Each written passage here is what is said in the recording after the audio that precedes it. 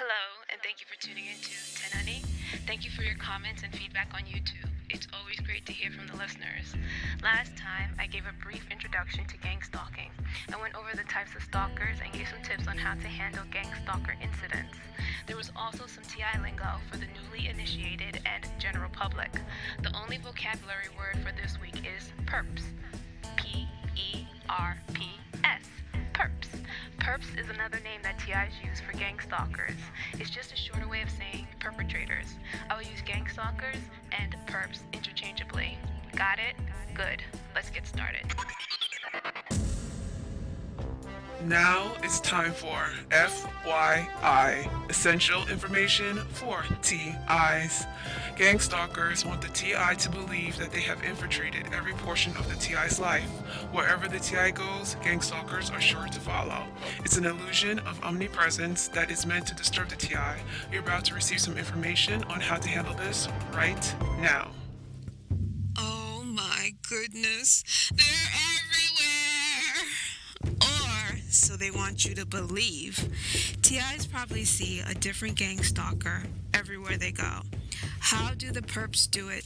Is there really so many of them? Fortunately, no. The gang stalking units are not as big as it seems. Here's how the perps give an illusion of omnipresence. When a campaign first begins, a TI may notice a few gang stalkers here and there.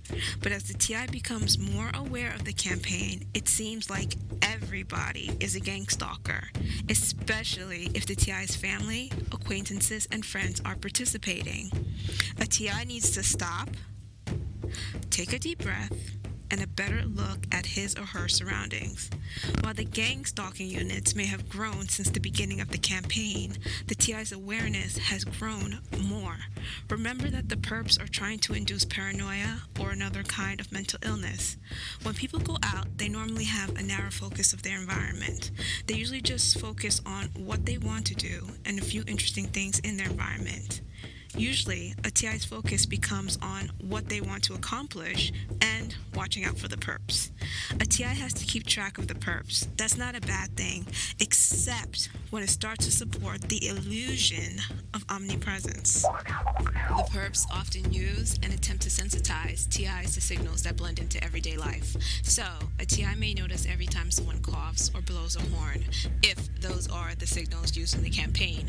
The wise TI will learn how to identify when a perp coughs and when a member of the audience coughs. It's pretty easy when you brainstorm ways of telling the difference. Here's a hint. It's pretty obvious when someone is doing something to get your attention as opposed to doing it naturally. So, try to look without looking. If the perps want your attention, make them work. There are many ways to do this. Figure out a way. Remember what life was like before this nightmare? Now, go through the timeline up to the present. What you may notice is that at first, there were only a few perps. Then, when they got your attention, they kicked it up a notch. As you started to react, there were more of them, and so on, until it seemed as if your life was infested with gang stalkers. Besides your awareness growing, here is what was probably happening at their end. They started to recruit people in your area, but not everyone they approach is going to participate, so they get current stalkers to travel to your area.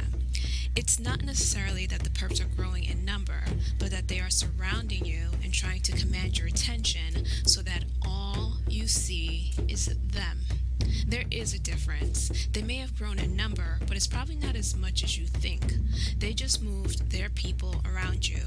If they were growing that quickly, you would see more than a handful of them at the grocery store or wherever you go, and honestly, they would have taken over by now.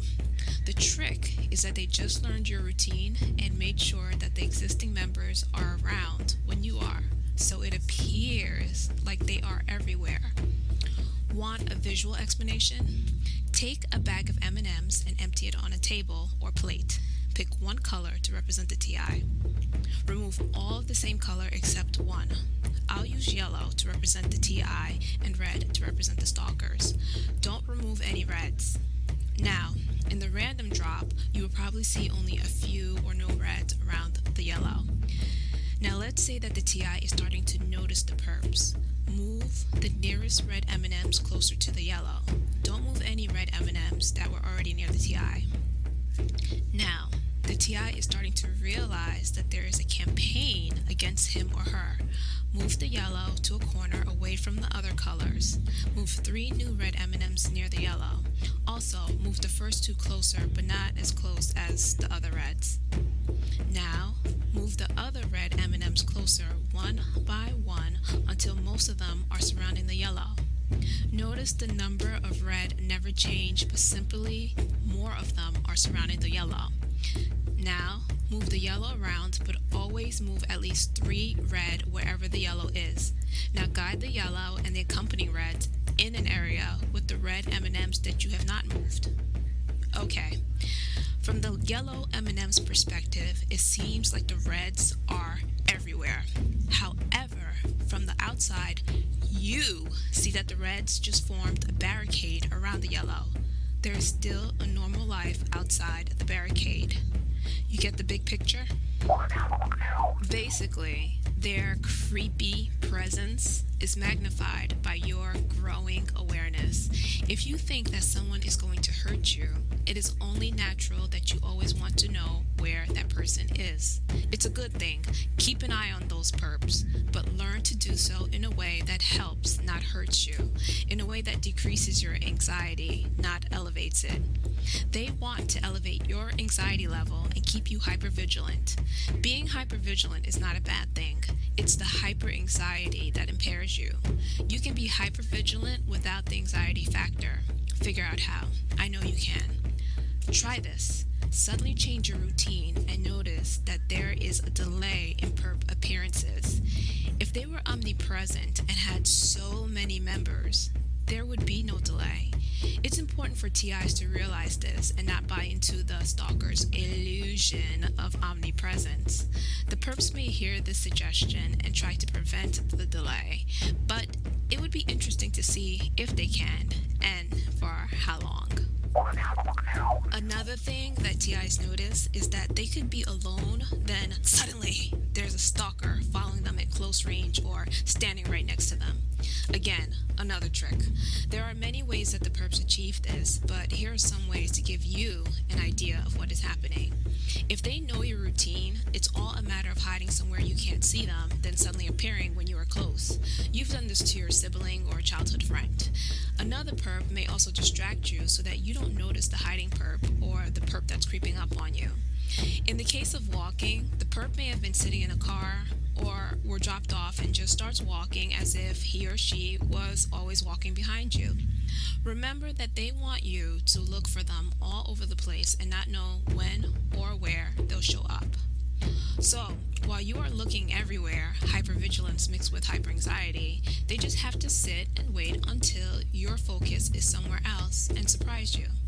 There are varying levels of stalking skills within the gang stalking groups. Some are better than others. Look, the perps are hypervigilant and probably hyper-anxious too. They're doing something illegal and wrong. They have to watch you closely because they need to predict your next move to execute their next move.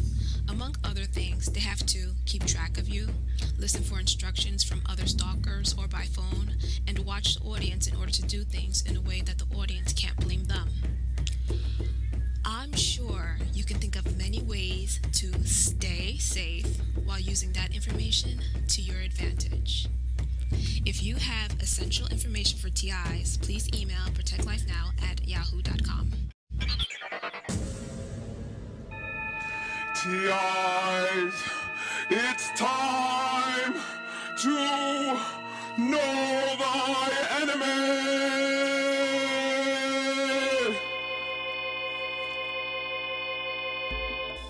The following information comes from multistalkervictims.org.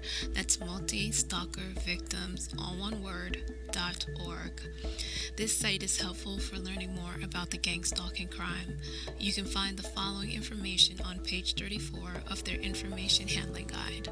The strong likelihood of decoying.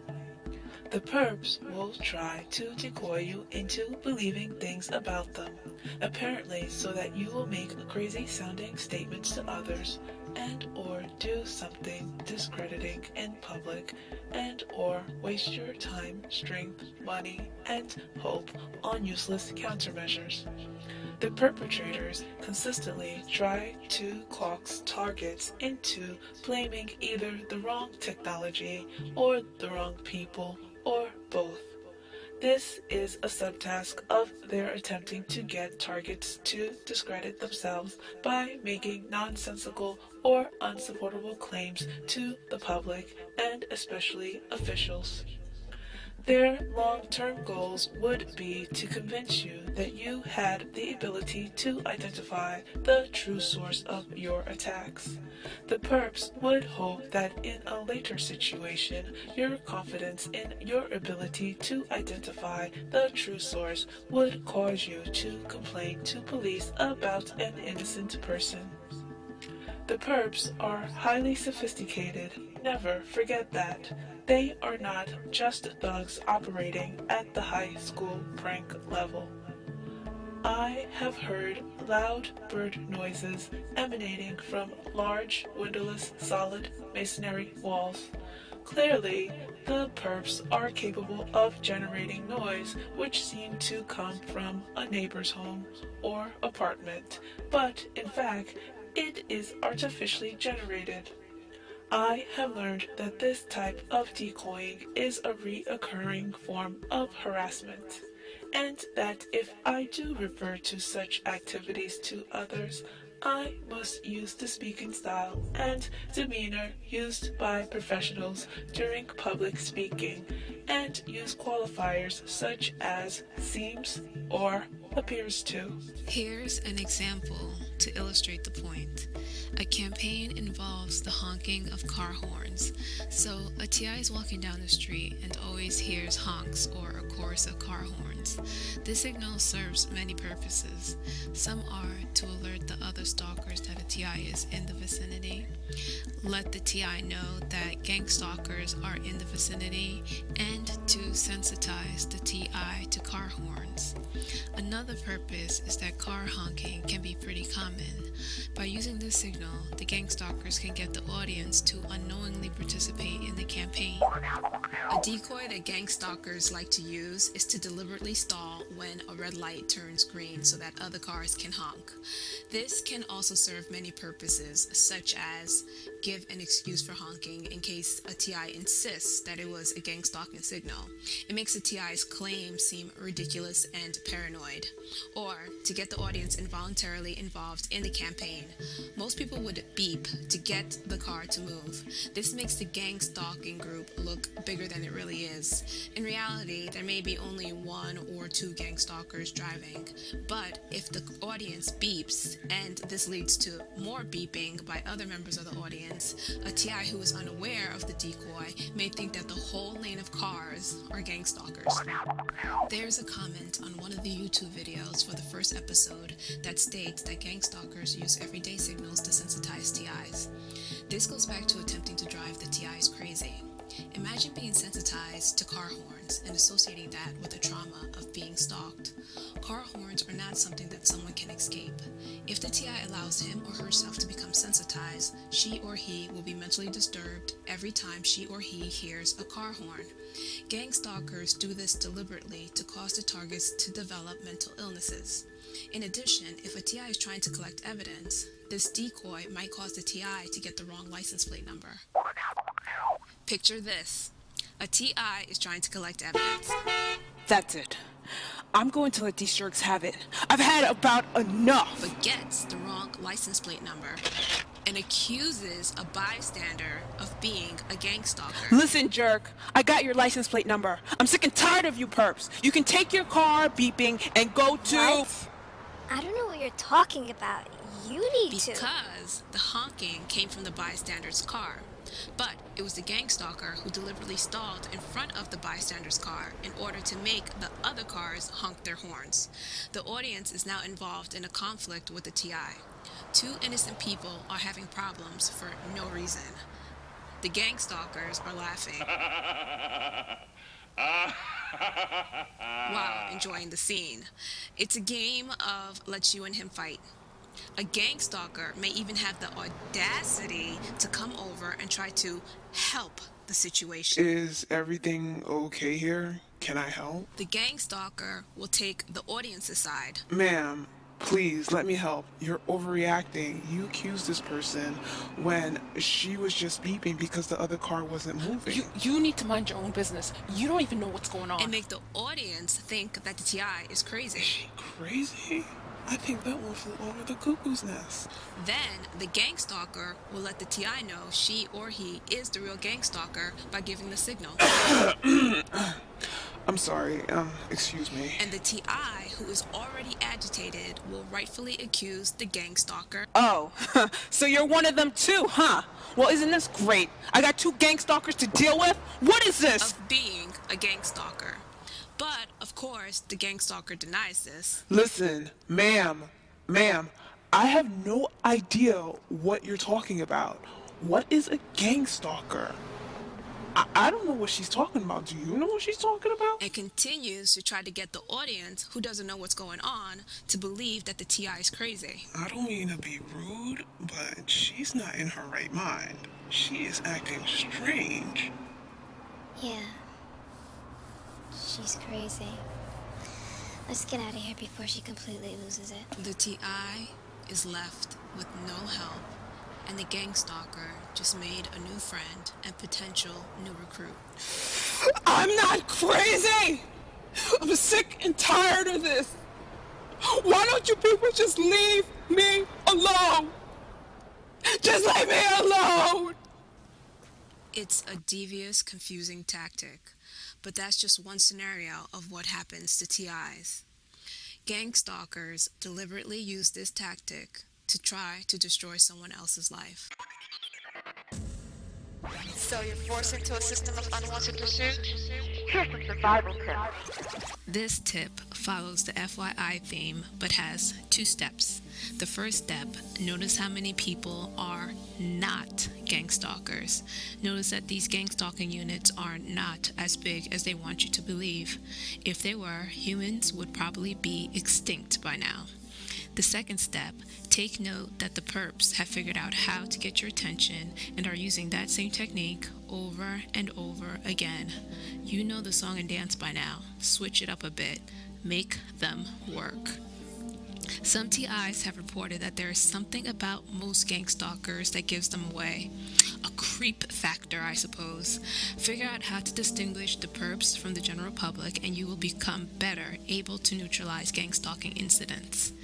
Even if the perps use everyday signals, it is possible to tell them apart from the general public. Remember that the reason why perps use common signals is to make them look as if there are more people involved than there really are. It's to throw you off. I propose that TIs and others who are against gang stalking adopt a yawning signal for perps. Why? Because we are tired of gang stalking, and this whole gang stalking thing is tired, and it's time to wake up, America. Try it and send your feedback to protectlifenow@yahoo.com. Ladies and gentlemen, please find your seats and turn off or mute your cell phones, pagers, and beepers. The show is about to begin. This street theater comes from Stamford, Connecticut. During the winter, I had a regular stalker during my commute. She usually just watched me on the train's platform and occasionally tried to bump into me to make her presence known. One day, I found a seat in a small space on the train. She found me, but instead of sitting in the available, comfortable seat that had plenty of legroom, she squeezed herself into the tiny space across from me. She was a well-dressed female in her early 30s, and she looked and behaved as if she had some class, I guess. She sat by quietly for most of the trip and just condescendingly eyed me while pretending to do something else. Nothing eventful happened for most of the trip. Then she sneezed. She excused herself and reached into her designer bag. She pulled out a big roll of toilet tissue began to roll it around 4 fingers, blew her nose, then daintily placed the roll back into her designer bag. Really classy. Listen, I wipe my nose with toilet tissue when I'm at home or in the bathroom. But to pull out a big roll of Charmin during a busy commute on the train is something else. That's something else. When her stop came, she glanced at me with her nose up in the air and walked off the train. Normal people usually just carry around a pack of Kleenex. I guess a pack of Kleenex wasn't good enough for her. She really thought she was the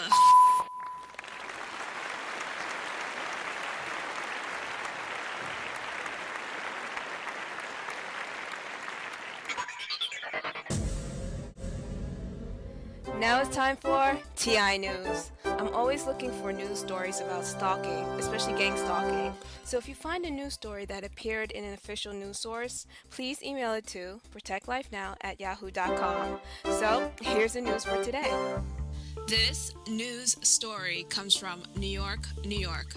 Google Sherry Bender, heroine in the NYC corrupt court system, to watch the video and hear Bender's story. Here's a brief. Sherry Bender, a New York City lawyer, was confronted with a quality of life situation when a bar that was located on one side of her apartment made it difficult for her to live comfortably in her apartment. She found out that the bar was illegally zoned and sought legal remedies for the problem. However, she tried to compromise with the bar owners by requesting that they put in insulation or plaster to minimize the noise. But it seems that the bar owners didn't want to compromise. Instead, she stated that the bar owners terrorized her by taking the plaster off the wall to make the noise even worse.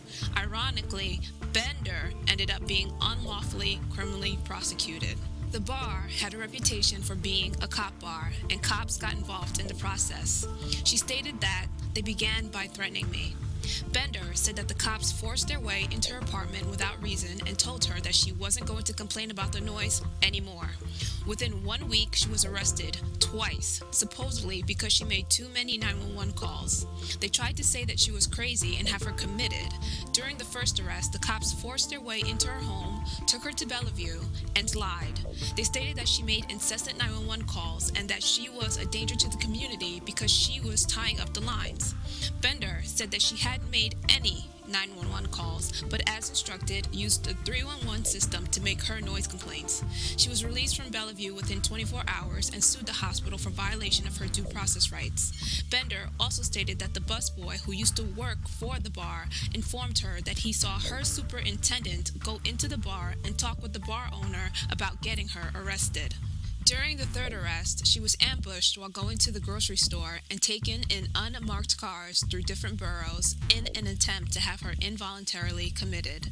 The cops attempted another false arrest by getting illegal warrants and raiding her home during the night. The warrants were later adjudicated as without probable cause. Adjudicated means that it was legally ruled by a judge to be without probable cause.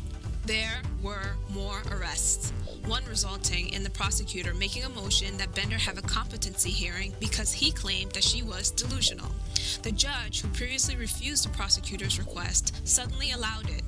In addition, her court-appointed attorney was arrested and was convicted of a fraud charge but got it lowered to a violation. Bender had to find out on her own. During the hearing, she stated that the judge seemed to have predetermined the case despite Bender's legal acumen.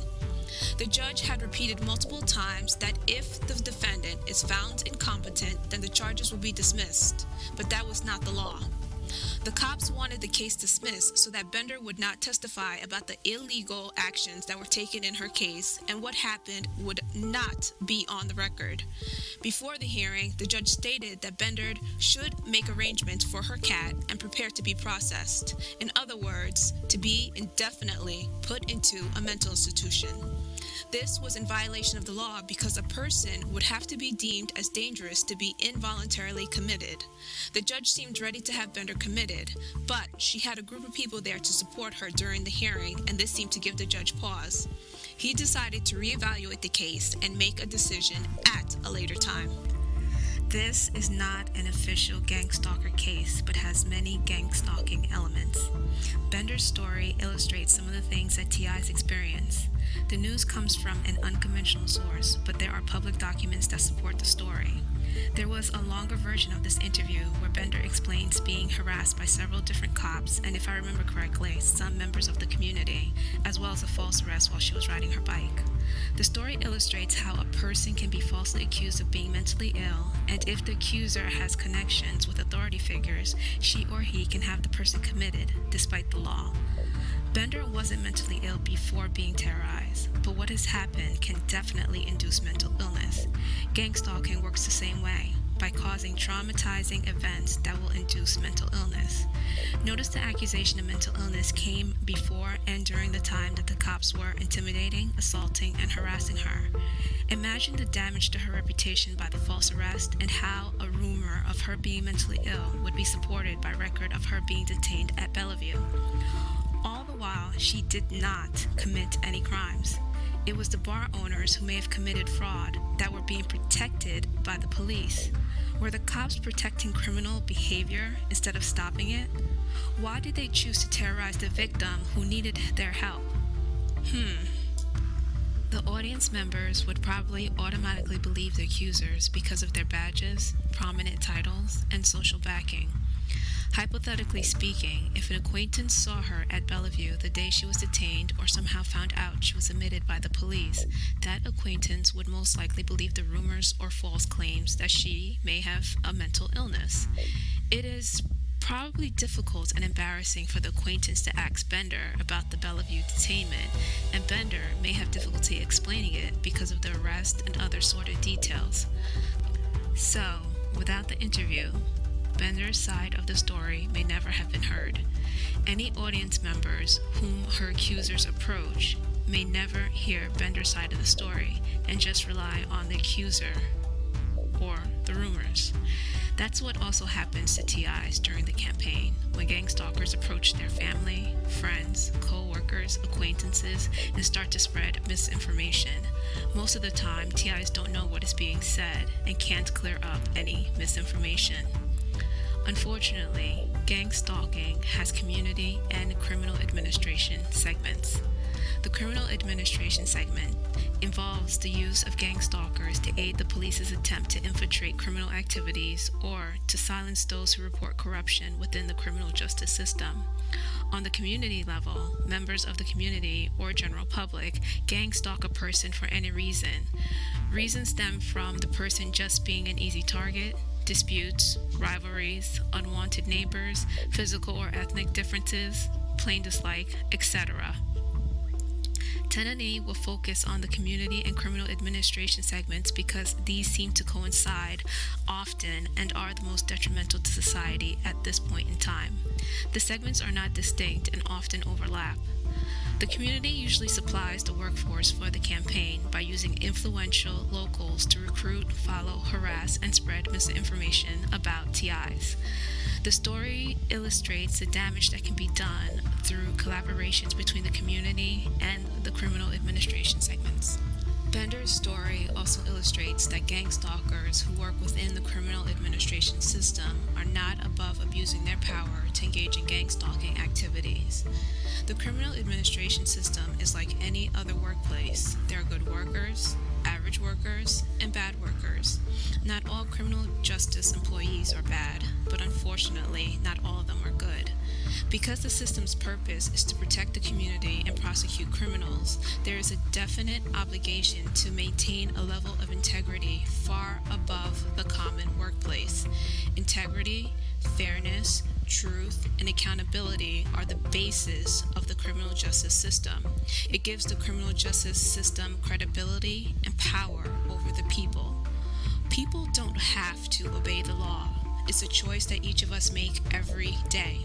The criminal justice system is also supposed to deter and punish criminal behavior. But how could it do so when it can't even deter or punish criminal behavior within its own environment? Without integrity, fairness, truth, and accountability, the system fails, and soon the community will have no reason to trust in its actions or judgments. An arrest or conviction will mean nothing because there is nothing to back it up. Corruption gradually erodes the criminal justice system's power. The next story comes from San Antonio, Texas. It's called Stalked, Drugged, and Raped. Is it happening in San Antonio? Cynthia Verbeff is moving. Her home, she says, has become a house of horrors. I feel that I've lost my mind, lost my life, Verbeff said. Incident reports from law enforcement tell the tale. Numerous break-ins at the address. She suffered vandalism to her car, motorcycle, and computer. Verbeff believes she is being targeted. Everything, they just went through everything, she said. But sheriff's detectives had little to go on because the vandals, though often destructive, stole nothing. Even from her portable safe drilled into and torn apart, the contents, the jewelry, remained untouched. Verbeff says her troubles didn't start until she met two men. One would become her ex-boyfriend, and the other was his partner in a San Antonio pain clinic, Dr. John Hall. Verbeff said, the very first time I met him, we went into his house on the 4th of July, and he told me, because I was already there in the house, that I would be the next victim, that I would be stalked. Verbeff found the doctor's prophecy to be correct. She suffered months of oddness. Lights left on, doors open, furniture moved, her clothes dried disassembled. Her friends said they noticed the strange happenings. They tell the I-Team that they even witnessed a gas oven left turned on. Another friend said she and Verbeff were stalked at the mall. Verbeff said all these happenings culminated in an assault. The 39-year-old believes someone drugged the food in her home and returned later to rape her. She filed a report and was briefly hospitalized with signs of sexual assault. Dr. Hall says what Verbeff describes is known as gang stalking. Indeed, he writes about it in his book, A New Breed: Satellite Terrorism in America. Verbeff is not alone. Others in San Antonio have contacted the I-Team and described similar types of occurrences. Linda Johnson says someone poisoned her water supply with heavy metals in northwest San Antonio. Then there's the story of the bracelet that went missing and then reappeared. Police, she says, have stopped listening to her. And like Verbeff, she too believes she's been sexually assaulted, although she never filed a police report. Johnson said, I've been to the doctors many times and I've been to the rape center, yes. Many of these so-called victims of what Hall describes as gang stalking meet up on the internet, finding comfort and information from others who say they too suffer from electronic stalking, mind control, and even rape. Loosely defined, gang stalking is where organized groups target and harass unwilling victims to the point of paranoia, leaving the victims to deal with skeptical family members and skeptical law enforcement. This isn't stalking that's done by a former spouse or former boyfriend or someone you know is disgruntled at you, but stalking that's done by a total stranger in an organized fashion, Dr. Hall said. And some internet links take you to the book mentioned earlier, written by Dr. John Hall. The book is fact. It's not a book of fiction. What I wrote about here is an isolated story in San Antonio, Dr. Hall said. Dr. Hall says it is a story about himself and the harassment and rapes his ex-girlfriends allegedly suffered, beginning in 1996. Dr. Hall believes the people behind it are well-organized operatives using government satellite technology to terrorize him and other victims. Verbeff bought the book, and what she read, she says, caused her stomach to turn, because within the chapters in the story, she found similarities to her own situation. Verbeff said, I pulled out the book and I started reading it, and I'm like, oh my God, that's exactly what's happening to me. The account in Hall's book is chilling, and the I-Team uncovered some truth in his story. San Antonio police reports indicate that there was a rape reported in 2007 in the same quad of condos where one of Dr. Hall's girlfriends supposedly lived. San Antonio police say the condo rape remains under investigation. And the Bexar County detectives say Verbeff's assault case remains open as well. Although there are some interesting connections to Dr. Hall and the book, law enforcement won't and cannot say whether Dr. Hall is even a person of interest. The I-Team thought the similarities were striking and asked him if he was in fact bothering these women. Dr. Hall responded, "That's actually one of the reasons why I got out of my ex-fiance's life, to make sure that they weren't victimizing her to get at me." Dr. Hall said he's been targeted by the same group and even by fellow doctors. He said the Texas Medical Board retaliated against him for uncovering the gang stalking. The I-Team confirmed one local hospital suspended Dr. Hall's clinical privileges for 2 months in 2006. In 2007, the Texas Medical Board ordered 2 mental evaluations for Dr. Hall. The first came back normal, but a second evaluation found a probable delusional disorder and ordered psychiatric treatment. In 2008, Hall's license was suspended for testing positive for cocaine. In the book, he explains the operatives drugged him with cocaine periodically. Dr. Hall's medical license has since been reinstated. If you look nationwide, almost everyone who complains of this eventually gets sent to a psychiatrist, and the psychiatrists don't look into the technology, don't do any research into whether or not any of this is possible, Dr. Hall said. With his book published, Dr. Hall is taking his message nationally. He appeared on cable TV shows and late-night radio, and even has his own radio program in the works. Dr. Hall said, "There have been several people in my midst, obviously, that have been victimized, but if you look at it on a larger scale, it is a national problem." Dr. Hall's belief is that we all face some sort of terrorism in our lives that is mostly unseen and deadly. He contends criminals are tapping into our government surveillance system to gain access to our lives and minds. As for the alleged rapes mentioned in the story, no one has been charged. Both San Antonio Police and Bexar County Sheriff's deputies say they continue to investigate. This news report highlights the sexual assaults that are involved in gang stalking crimes. I disagree with Dr. Hall that gang stalking only consists of total strangers or is not done by people who the TI knows. Many TIs have reported that people they know have been involved in the campaigns against them. Some law enforcement officials are beginning to realize the seriousness of these crimes, but the crime is growing faster than the effort put into investigations. Unfortunately, for every stalking incident that is recognized, hundreds are ignored or go unreported. Here is a news report from Salinas, California. It's called Gang Stalking, Bullying on Steroids. Police call it bullying on steroids. They're referring to gang stalking, and it has nothing to do with the gangs you're probably thinking of. According to the local law enforcement, gang stalking is when multiple people organize to systematically stalk and harass a person, whether emotionally or physically.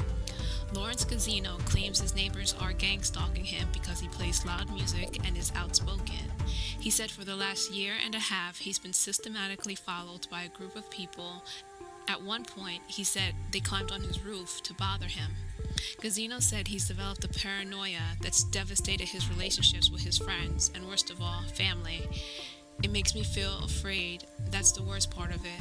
If it was just me, I would take action," he said. Santa Cruz Police Lieutenant Larry Richards said police are becoming more aware of gang stalking because of cyberbullying. But what is gang stalking? Basically, the victim could be driving their car, or talking on their phones, or walking down the street when a group of people try to systematically terrorize them. Richard said gang stalking is nothing new, but new technology is making it more common. Gang stalkers have elevated themselves to technology, but this is something that has been going on before Facebook and Twitter. They just now have gone into those areas, Lieutenant Richard said. Gazino said he's proof that the problem isn't just online, and it can hit close to home, a home he plans on leaving because of gang stalking. "I want to go to the tennis courts or play ping pong without people following us. It's just nerve-wracking," Gazino said. This story illustrates the point that I made about the previous news report. People who the TI knows sometimes participate in the campaign. In the effort to give the gang stalkers illusion of omnipresence, the perps try to recruit those who they think are close to the TI in order to gather personal information that will help them to terrorize the TI. Please send news reports about stalking or gang stalking that you would like to share to protectlifenow@yahoo.com. Include the paper, the link, date, and the actual article. That's it for this episode. I gave you the information, now you decide how to use it. Use what works for you. Campaigns may have the same theme, but could vary in the methods. If you would like to share your stalking story with Tenani, please check out the Protect Life Now's organized harassment video on YouTube or email protectlifenow@yahoo.com for more information. If any gang stalkers disagree with the information presented, please let us know. We would love to hear from you. Thank you for listening, and I'll talk to you next time.